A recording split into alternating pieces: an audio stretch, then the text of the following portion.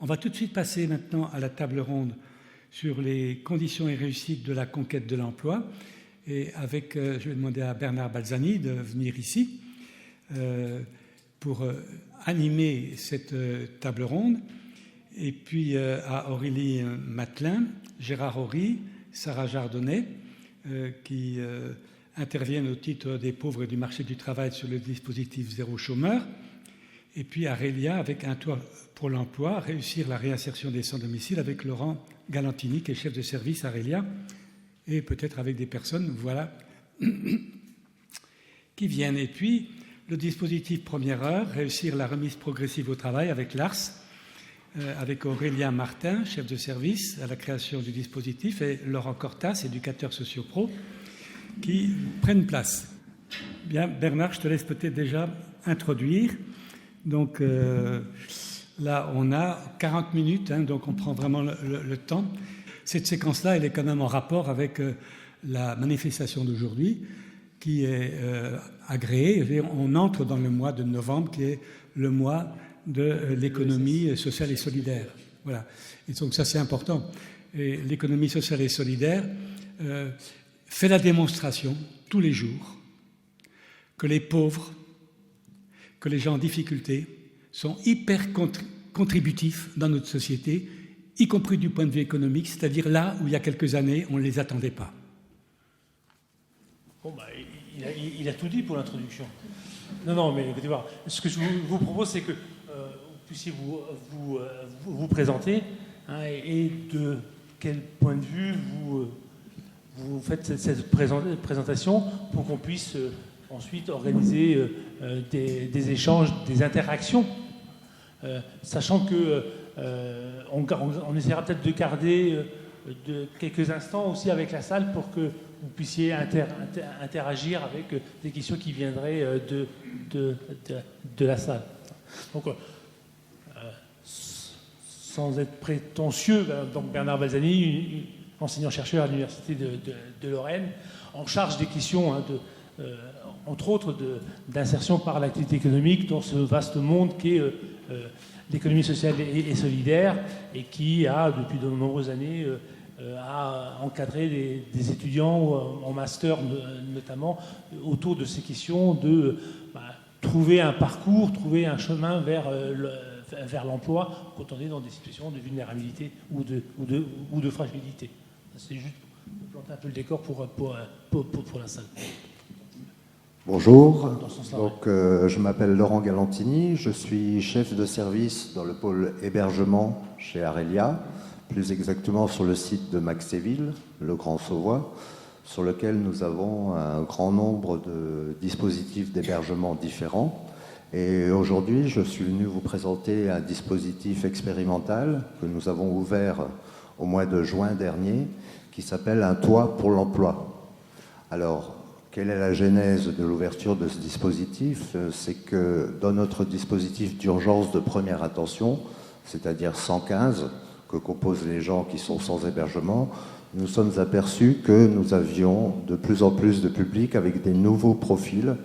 Ce sont des publics qui travaillent et qui sont en formation, ce qu'on appelle communément les travailleurs pauvres, et qui dorment dans leur voiture.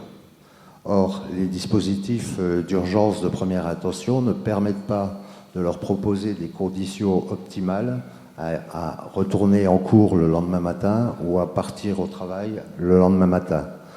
On a donc ouvert avec la DETS 54 et la métropole du Grand Nancy, au départ 5 studios qui permettaient une mise à l'abri immédiate et surtout sécurisée et calme.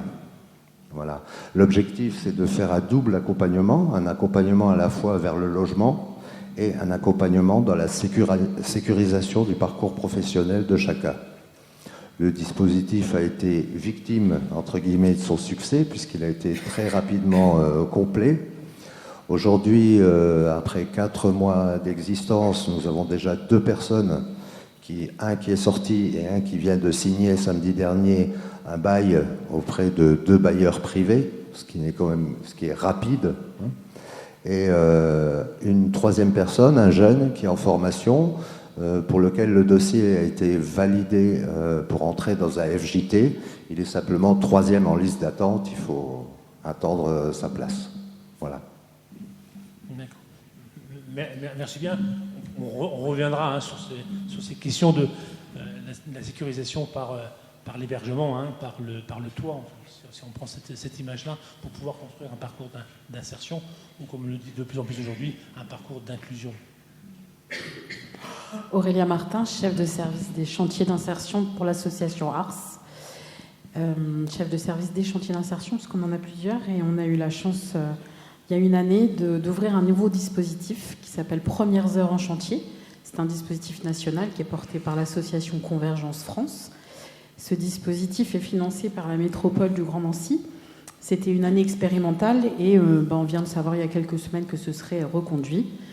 Donc on est tout à fait conscient que c'est une opportunité pour les personnes qu'on accompagne. Ce dispositif qu'on appelle Premières heures, il a un objectif très particulier, c'est de mettre en emploi des personnes qui sont à la rue, de grands marginaux, des personnes qui ont eu de longs parcours de rue ou qui vivent dans des conditions très précaires. Donc on a un agrément pour 12 postes. Malheureusement, on n'est pas en capacité d'en encadrer 12 parce que c'est très spécifique. On en accueille 8. Et on a une liste d'attente assez importante. On essaye de pas trop en parler parce qu'on a peur de faire attendre les gens trop longtemps, parce qu'ils ont besoin de temps. On les accompagne sur une longue durée quand ils rentrent sur le dispositif. On entre sur une année, mais le parcours il se construit bien au-delà, avec la facilitation d'entrer sur un emploi, par exemple, et il va falloir aller sur le logement, il va falloir aller sur l'accès aux soins, d'autres choses qui vont se construire dans le parcours. Donc on a fait le choix d'aller vers certains publics qui simplement faisaient la demande de travailler. Et on n'a pas fait d'entretien d'embauche, c'est fait assez librement. Comme à l'ancienne, on s'est tapé dans la main, vous avez envie de travailler, bienvenue chez nous. On l'a fait comme ça et ça a plutôt bien fonctionné. C'était ce dont ils avaient besoin parce qu'il faut s'imaginer aussi que pour certains qui n'ont jamais travaillé ou qui n'ont pas travaillé depuis longtemps, un entretien d'embauche, c'est extrêmement difficile à concevoir. Donc pour certains, on a même été, je vais le dire comme ça s'est fait, mais fumer une clope dehors. Et on a discuté et puis ça s'est fait comme ça. Donc on accueille 2 femmes et 6 hommes. Alors il y en a déjà 2 qui sont sortis du dispositif.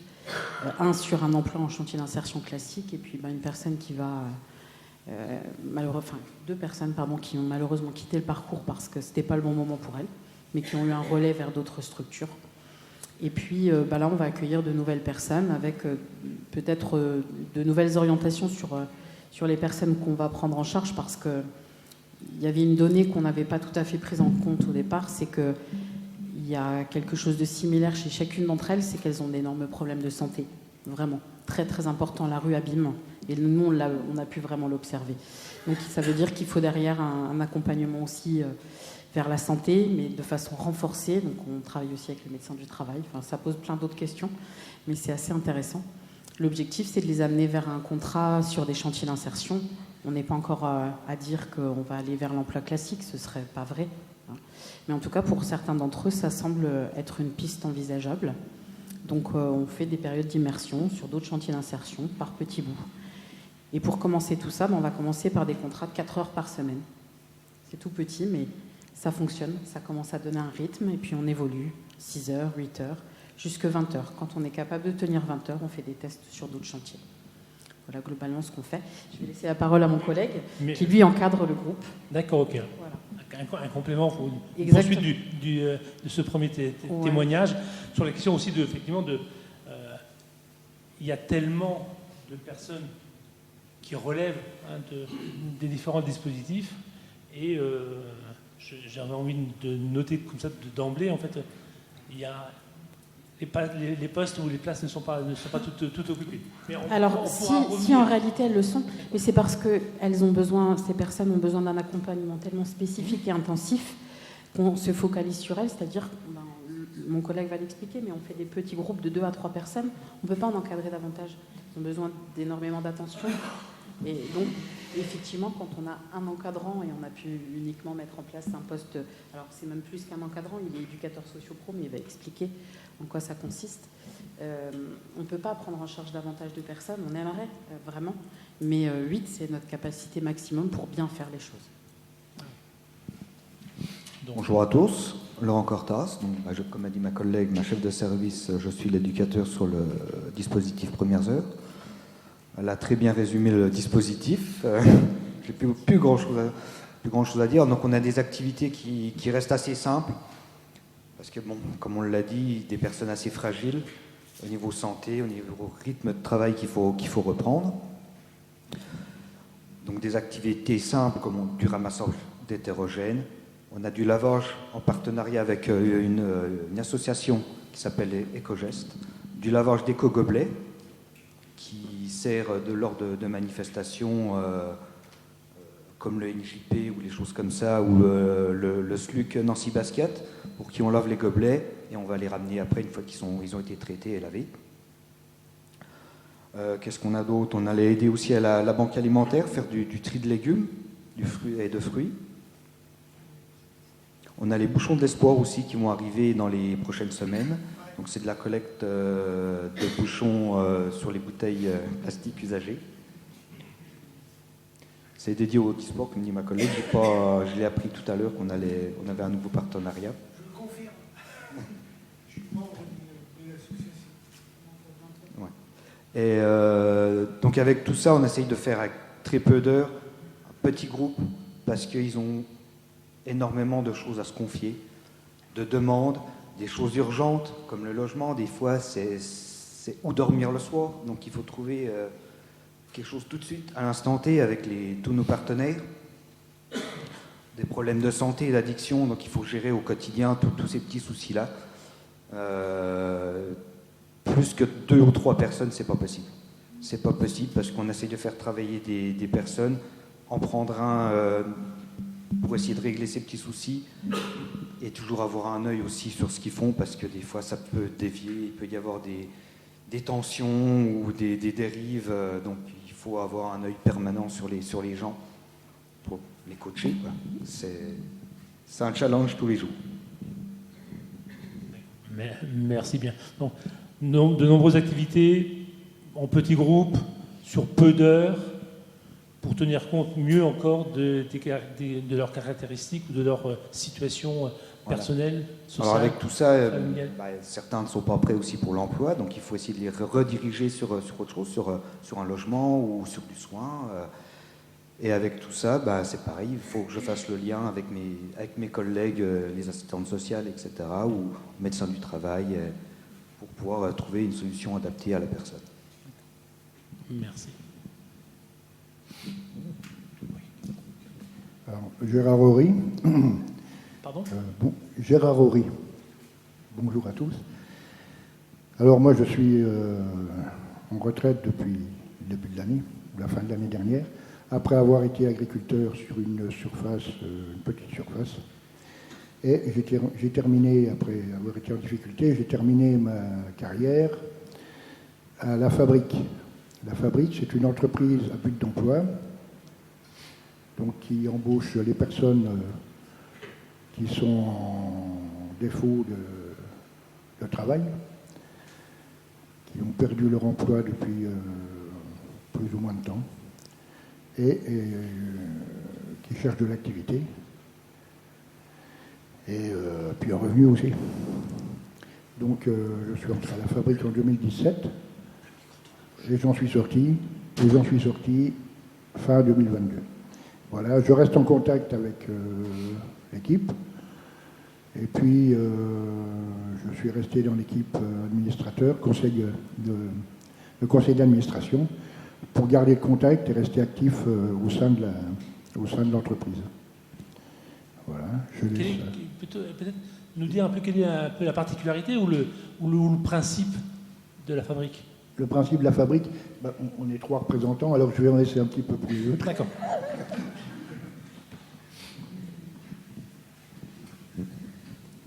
Donc bonjour, Sarah Jardonnet, je suis salariée de la Fabrique depuis 5 ans.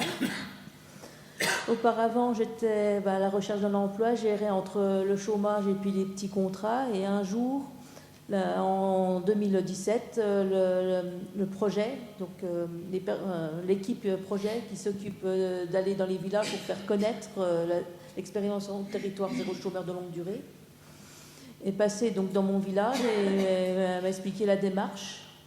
Je commence le procédé, donc c'est-à-dire qu'il faut habiter sur le territoire depuis au moins 6 mois. Donc on est une communauté de communes. C'est quel territoire? Le territoire de Colombey-les-Belles, excusez-moi. Près de Toul, si j'en connaissent. Donc on est une communauté de communes de 38 communes, 38 villages. Et il faut avoir 1 an d'inactivité dans les 2 dernières années, pas forcément être inscrit au chômage, mais vraiment être inactif et être volontaire. Donc je me suis rendue à une réunion d'information avec d'autres personnes de mon village et puis des villages aux alentours, où on nous a bien expliqué le procédé, comment ça fonctionnait. Donc on nous propose un CDI à temps choisi sur un travail qu'on a envie de faire, mais sachant qu'il y a une liste d'attente quand même. Donc j'ai attendu 1 année avant d'être embauchée dans ce que j'avais envie de faire, du secrétariat, du travail de bureau, où on ne m'a pas jugé sur mon manque d'expérience, sur le fait que j'étais timide, que je ne m'exprimais pas beaucoup, contrairement aux employeurs quand je cherchais un emploi. On ne m'a pas jugé, on m'a pris telle que j'étais. Et j'ai éprouvé toutes les compétences que je savais faire. On m'a fait confiance, on m'a encouragée et tout. Et ça m'a permis d'ailleurs d'être là, parce qu'avant je ne parlais quasiment pas. Je ne voulais pas être en public, rien du tout. Donc maintenant j'arrive à m'exprimer face à du monde. Voilà. Merci.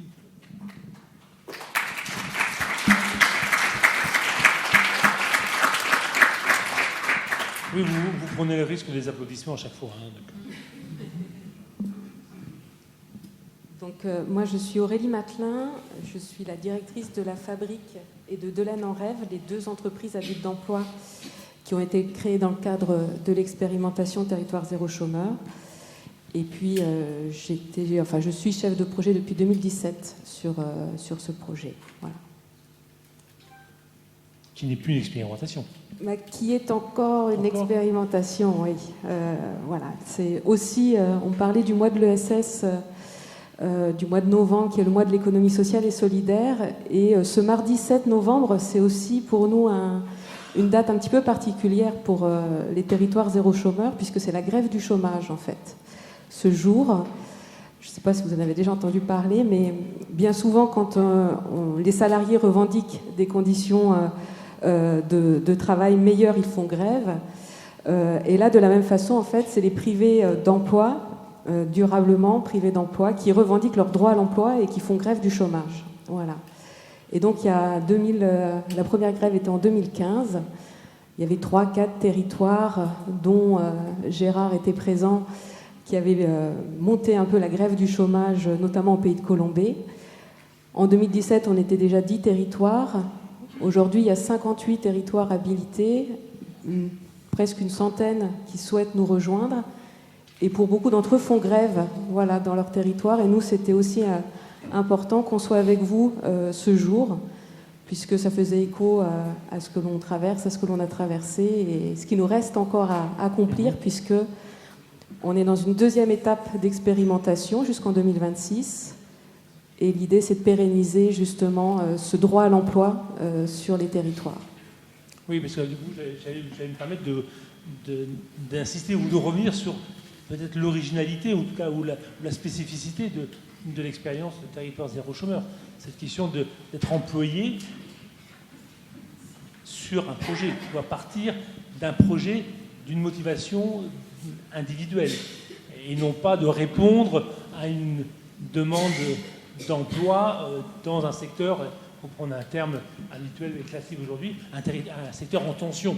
On a besoin de serveurs, on a besoin dans la restauration, on a besoin dans les services de ménage, etc. Et donc, on va chercher la personne qui peut occuper cet emploi. Là, c'est vraiment un autre processus qui est mis en œuvre.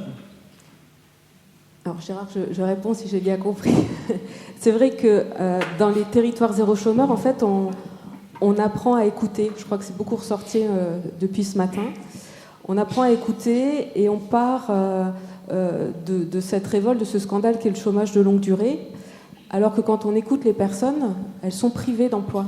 Elles le vivent comme un sentiment de privation d'emploi, alors qu'elles ont des envies, des compétences, des aptitudes, comme le présentait Sarah notamment. Et en plus, elles connaissent bien leur territoire. Donc il y a des travaux utiles qui ne sont pas satisfaits, il y a des besoins qui ne sont pas satisfaits au sein de leur territoire, qu'ils connaissent bien puisqu'ils y vivent. Donc l'idée de Territoire Zéro Chômeur, c'est de partir de leurs propositions et de pouvoir créer des activités au sein d'entreprises spécifiques, les entreprises à but d'emploi, qui permettent de rendre des travaux, des services utiles aux habitants, à leur territoire, en leur permettant d'accéder en effet à un CDI à temps choisi, rémunéré donc sur la base du SMIC. D'accord, merci. Et peut-être du coup, pour continuer, enfin pour prolonger, comment on fait la question du contrat de travail à temps choisi. C'est-à-dire que là, dans les premières expériences, enfin, les premiers propos, c'était on propose des activités à peu d'heures, à faible volume d'activités, comme si c'était le résultat d'une analyse ou d'une réflexion sur il y a trop de difficultés ou les conditions de vie sont tellement problématiques que du coup, on peut vraiment proposer que 2 heures ou 3 heures à la journée.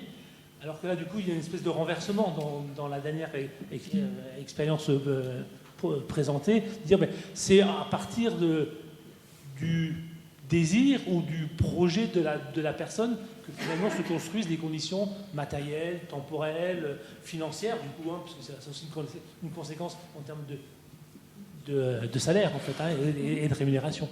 Ouais. Alors, ça part de plusieurs choses, c'est-à-dire que cette expérimentation, elle se déroule à Nancy depuis une année, mais en réalité, elle existe depuis plus de 20 ans sur le territoire de Paris. Et c'était d'ailleurs Emmaüs qui était à l'initiative de ce dispositif, qui a grandi et qui aujourd'hui est représenté dans 58 structures d'insertion partout en France et même en dehors de la métropole. Donc il y a eu en fait plusieurs... d'ailleurs, c'est organisé de façon différente sur chaque territoire. Nous, on l'a mis en place de cette façon. C'était aussi... en ayant concerté les personnes qu'on allait embaucher, qui, elles, nous disaient « mais je ne sais pas si j'arriverai à tenir 4 heures, c'est beaucoup. Le droit du travail ne nous dit pas moins de 3 heures. » Donc il fallait qu'on respecte ça aussi. Et en réalité, dans l'IAE, c'est même 20 heures minimum. On a dû demander une dérogation collective que nous a accordée la DETS, qui était d'ailleurs porteuse de ce projet. Et c'est comme ça que les choses se sont construites. Et en fait, à chaque fin de période de renouvellement de contrat, c'est Laurent qui est chargé en fait, d'avoir un entretien avec le salarié et la personne qui l'accompagne pour déterminer combien d'heures ils se sont à faire de plus. Et c'est petit à petit ce qu'on fait. D'ailleurs, on peut aussi revenir en arrière. Si la personne dit non, là c'était trop, hop, on revient un petit peu moins, on s'adapte en fonction de ses besoins, en fonction de ses envies. Financièrement, ça n'a pas d'impact... En tout cas, pas tant qu'on ne dépasse pas 8 heures de travail au niveau du RSA ou de l'AH quand les personnes le perçoivent. En tout cas, ça peut être cumulé. Ensuite, il y a une prime d'activité. Enfin, il y a d'autres choses qui se mettent en place. Et jusqu'à 8 heures, en tout cas, ça ne me pose pas de problème à proprement parler. C'est au-delà qu'ensuite, ça va générer d'autres choses, un impact, et puis c'est valorisant pour eux. Enfin, voilà, c'est quelque chose qui n'est pas négligeable quand certains d'entre eux ont 580 € de RSA. 4 heures par semaine, c'est 180 € de plus. Et c'est pour travailler. Enfin, voilà. On n'illustre pas plus en donnant la proportion, mais c'est du coup pas négligeable comme augmentation. Dans le cadre du travail que mène le CNES sur l'histoire du handicap en Lorraine du Moyen-Âge à nos jours, j'ai auditionné un jour des personnes handicapées psychiques. Les handicapés psychiques sont les derniers qui ont été dans la nomenclature. Et on est en réunion, et une jeune fille vient et me dit « Écoutez, je ne suis pas sûr de rester jusqu'à la fin de la réunion parce que je fatigue vite. » La réunion se passe. Une fille, je vous jure, brillante. Et de fait, elle va à un moment donné dire « je m'en vais ». Je savais pourquoi. Et je me suis dit, il y a un problème juridique.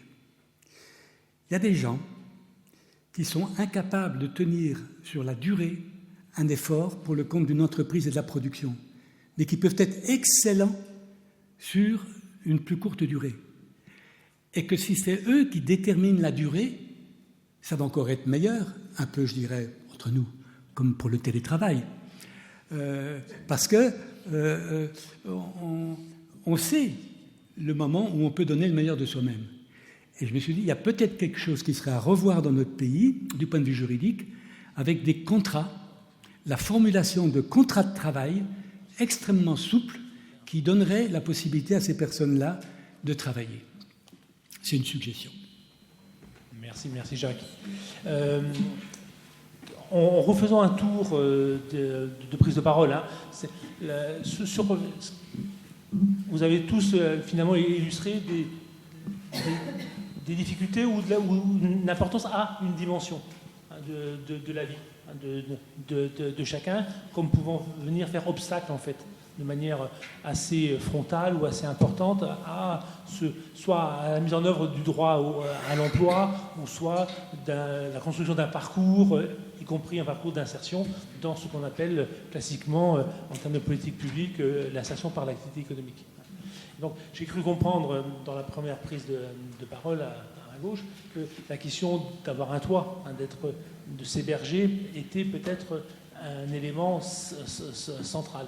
Mais peut-être que pour d'autres, il y a d'autres dimensions. Donc c'est cette invitation-là que je vous fais à tour de rôle. Alors, bien évidemment, pour nous, dans le toit pour l'emploi, la question primordiale, c'est la question de la mise à l'abri. La mise à l'abri, traditionnellement, dans le secteur de la HI, c'est donner un toit à la personne. Mais là, on travaille concomitamment l'aspect hébergement et l'aspect travail pour une insertion réussie. Alors, c'est pas à l'inverse, parce que du coup, je pense que c'est complètement complémentaire, mais le levier, c'est l'emploi. Pour beaucoup, c'est une valeur. On a plusieurs d'entre eux qui sont papa et maman et qui nous disent « je peux enfin dire à mon gosse que je travaille ». Et ça vaut tout l'or du monde pour eux. À chaque fois qu'on leur pose la question, c'est ce qu'ils nous disent tous. C'est ce que je peux dire de ce que je fais. Ça y est, je peux dire que j'ai un travail quand on me demande ce que je fais. C'est hyper important. Cette valeur-là, elle est essentielle pour eux. Et donc, après, une fois qu'on a un travail, pour beaucoup, ça se construit comme ça. J'ai des ressources. Je peux aussi maintenant monter un dossier pour demander un logement parce que je vais pouvoir dire à mon bailleur, j'ai un travail. C'est aussi une des façons de voir les choses. Ça fonctionne dans la plupart des cas parce qu'effectivement, quand on fait une demande auprès de l'organisme, le SIAO, qui organise justement les hébergements, SIAO. Oui, service d'information, d'intégration, d'accueil et d'orientation. C'est à l'ARS en plus, mais bon. Donc, qui gère les places d'hébergement d'urgence.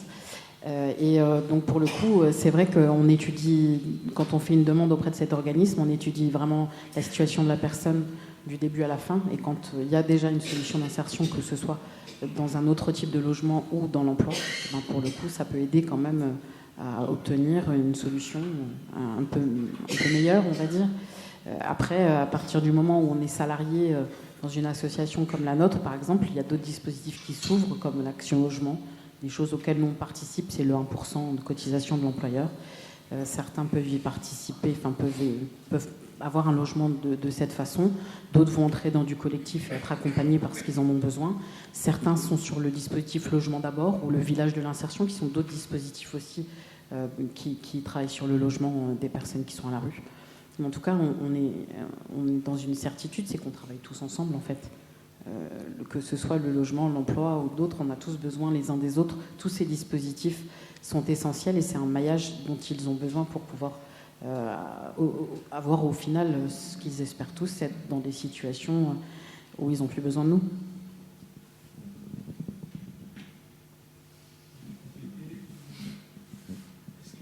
Est-ce que comme les deux premières interventions, la question du toit qui déclenche ou la question de l'emploi ou de l'activité de travail qui déclenche, du coup, côté de l'expérimentation... De l'acceptation aussi de ne pas pouvoir travailler aussi. L'acceptation, le deuil du travail, l'acceptation aussi du handicap aussi. Ça, j'ai dû le travailler avec une personne, j'ai mis 5 mois à l'entendre de sa bouche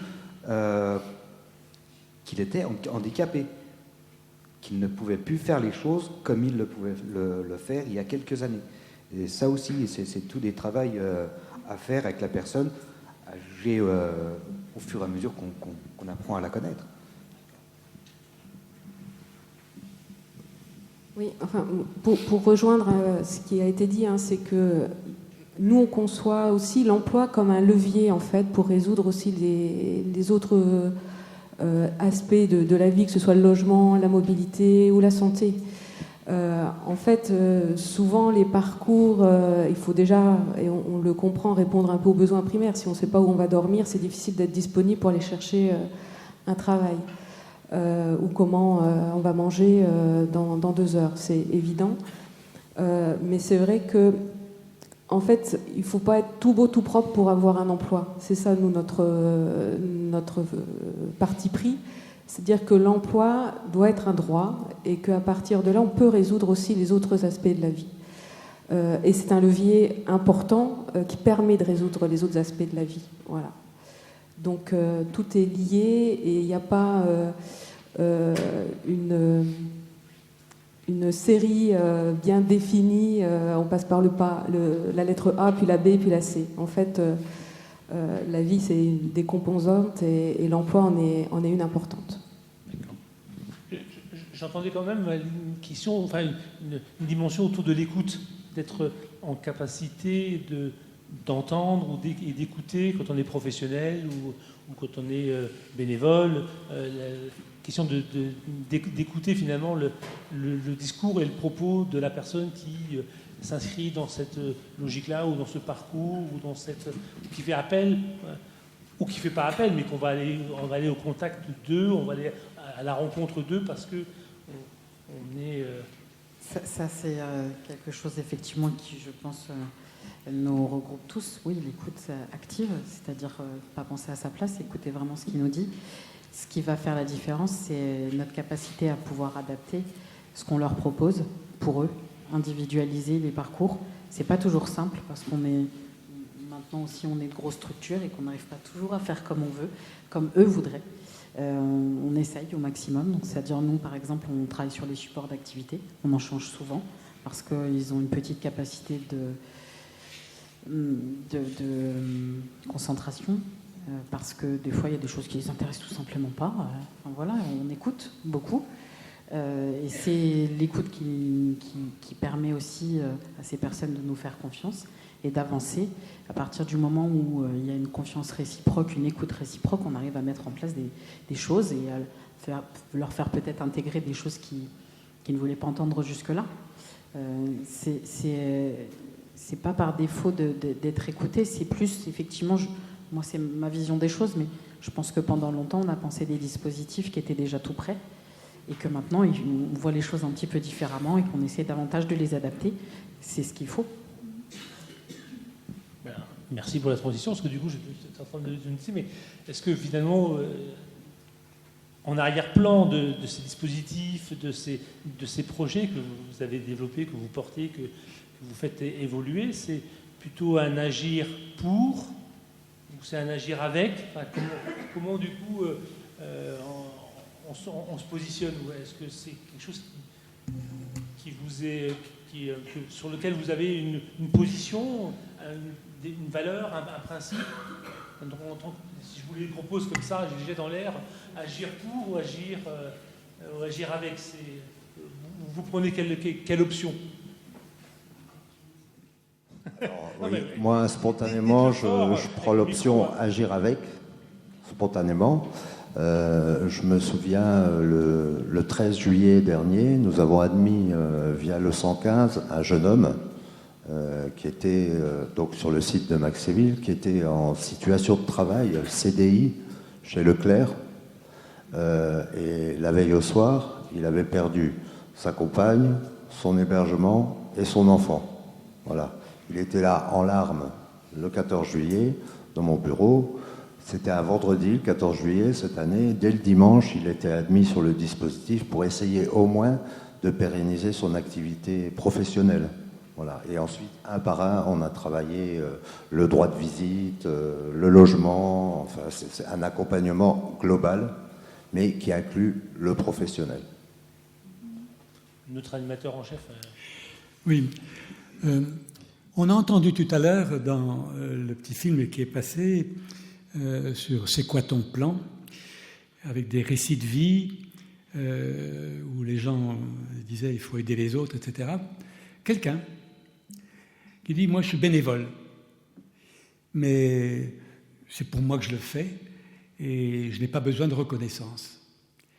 Dans le comité de pilotage, nous avons eu une discussion. Donc là, je mets en tension, on va dire cela, avec la question de l'emploi. C'est la question de est-ce que je suis utile socialement ? Et donc, c'est la question de l'activité qui n'est pas forcément l'emploi. Et que beaucoup d'associations ont des bénévoles qui donnent du temps, qui sont dans de l'activité. Faut-il aller dans le sens d'une meilleure reconnaissance, cette fois-ci, de ce temps qui est donné au service des autres, ou non ?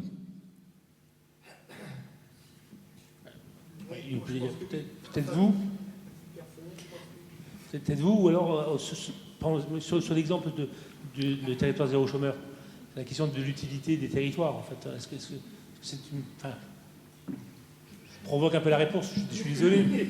Non, je voulais dire qu'en milieu rural, on est dans une situation un peu différente du milieu urbain.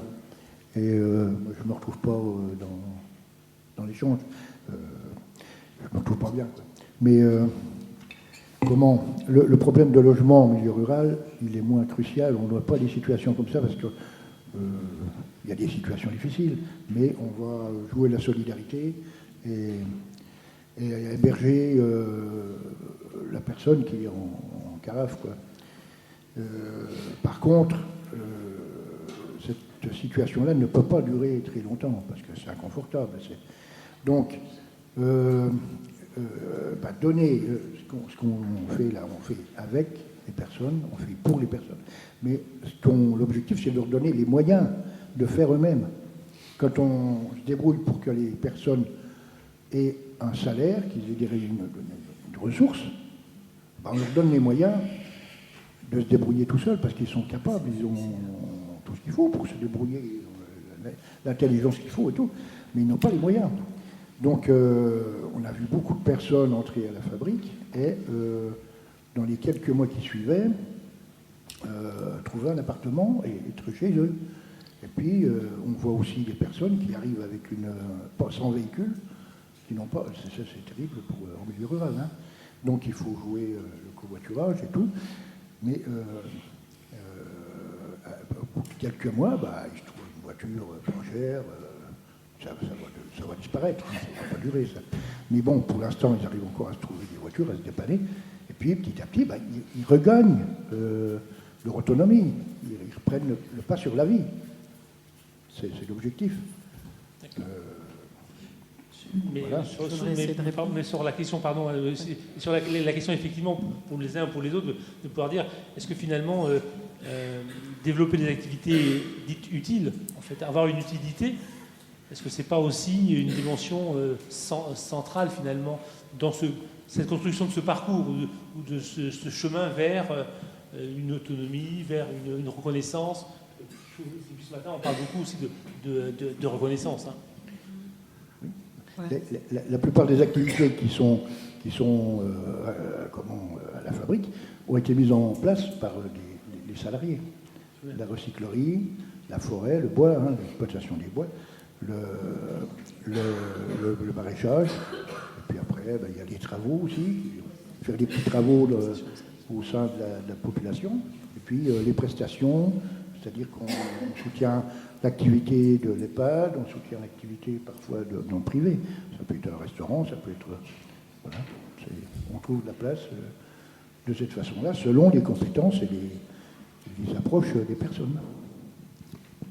C'est vrai que dans l'expérimentation Territoire Zéro Chômeur, il y a quand même une œuvre collective. Il y a les personnes qui sont privées d'emploi, qu'on mobilise, avec qui on travaille sur leurs propositions d'activité. Il y a les entreprises à but d'emploi qui sont toutes les deux sous forme de sociétés coopératives d'intérêt collectif, donc où les salariés sont coopérateurs, sont représentés aussi au conseil d'administration, donc dans la gouvernance même de l'entreprise. Et puis il y a le territoire, il y a la mise en place d'un comité local où toutes les parties prenantes d'un micro-territoire, on parle bien d'un micro-territoire qui se connaît bien, qui agit bien ensemble, trouvent en fait des solutions très pragmatiques pour le territoire en fait, et avec les personnes. C'est-à-dire qu'on construit quelque chose ensemble. À la limite, qu'on soit privé d'emploi, qu'on soit encadrant ou qu'on soit administrateur, l'étiquette, on s'en fiche un petit peu au bout d'un moment. On est là pour travailler ensemble, peu importe de où on part. Voilà. Les personnes sont en CDI, donc on est dans quelque chose où on va loin ensemble si on souhaite aller loin ensemble. Voilà. Merci. Aurélien Martin, je l'ai freiné plusieurs fois dans sa prise de parole, donc on va lui laisser... Parce que j'essayais de répondre, en fait. Oui, et puis on s'arrêtera là-dessus, j'ai la consigne déjà. Parce que j'ai réagi, en fait, personnellement, quand j'ai entendu cette personne, justement, dire on ne cherche pas la reconnaissance. Ben, pourquoi ? En fait, si, il faut l'accepter, ça. C'est exactement ce qu'on vient chercher, et c'est normal. Et en tant que professionnel, on reconnaît la qualité du travail des bénévoles et on en a besoin de ces bénévoles. Enfin, voilà, je tenais à dire ça parce que c'est souvent honteux de se dire, pour beaucoup, ils viennent nous dire non, je ne vais pas chercher de la reconnaissance parce que, en gros, comme si c'était interdit. Allez, on applaudit en reconnaissance à tous les bénévoles. Merci à vous tous. Hein. Oui. Juste encore un mot. En fait, voilà, juste, j'ai le droit apparemment un petit quelque chose, mais je vais vite donner le micro. Pour revenir, c'est pas simple en fait. On parlait de la citoyenneté et de l'apprentissage aussi de la citoyenneté ce matin. Et c'est vrai que c'est pas simple de donner la parole, de prendre la parole ou de s'autoriser à prendre la parole. Et en préparant notre venue, il y a Gérard qui a préparé un petit mot et j'aimerais, si vous voulez bien, qu'il le lise. Mais bien sûr. Ah, super. Allez Gérard, il faut sortir le papier, comme moi.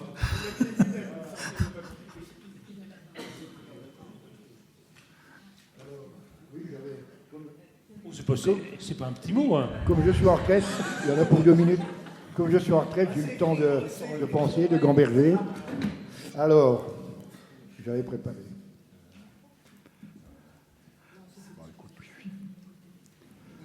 Alors, tout d'abord, je tiens, en reprenant quelques mots d'Estelle Duflo, à vous remercier, tous les organisateurs, de nous inviter à prendre part à la conversation,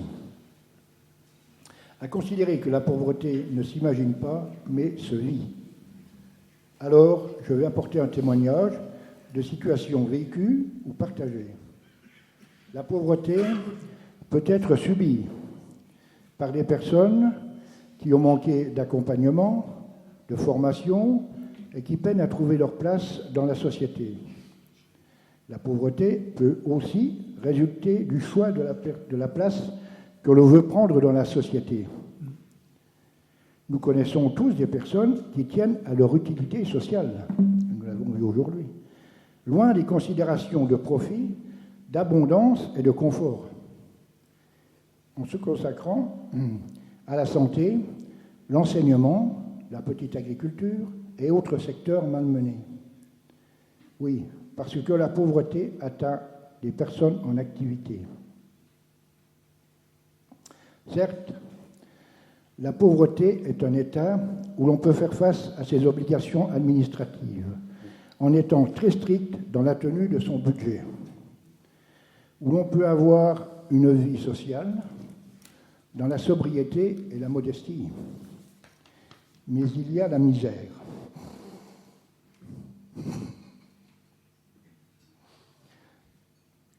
Mais il y a la misère dont personne n'ose parler. Il ne suffit pas d'éliminer un mot pour éliminer la situation qu'il désigne. La misère, c'est la souffrance.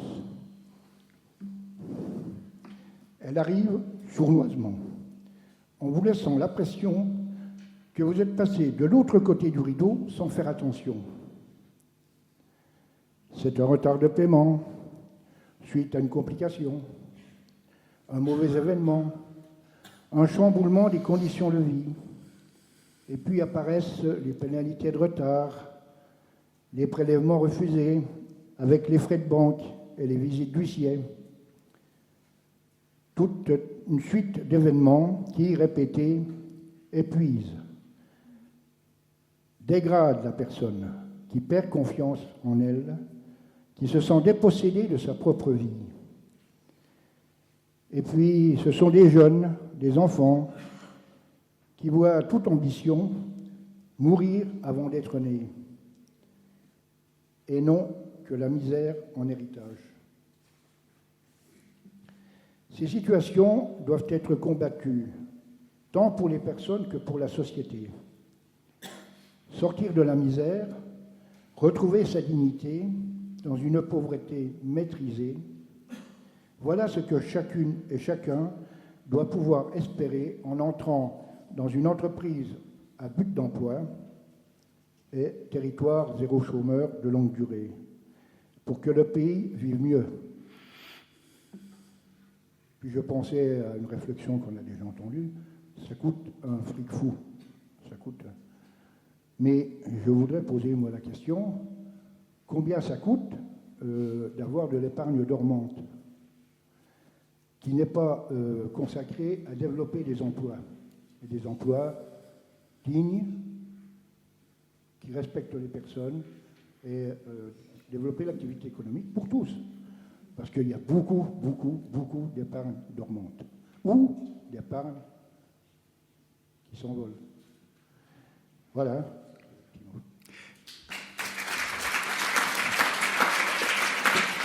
Alors,